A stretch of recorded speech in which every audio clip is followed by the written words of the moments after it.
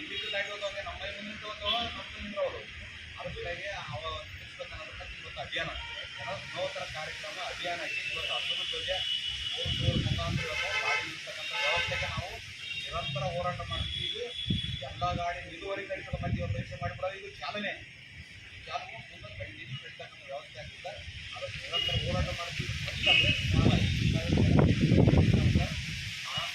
DM ಮತ್ತು Solapur DM ಮತ್ತು Solapur DM ಏನಾದ್ರು ಮಾಡ್ಕೊಂಡ್ಬಿಟ್ರವರು ಜನರು ಸಿಕ್ಕಿಲ್ಲ.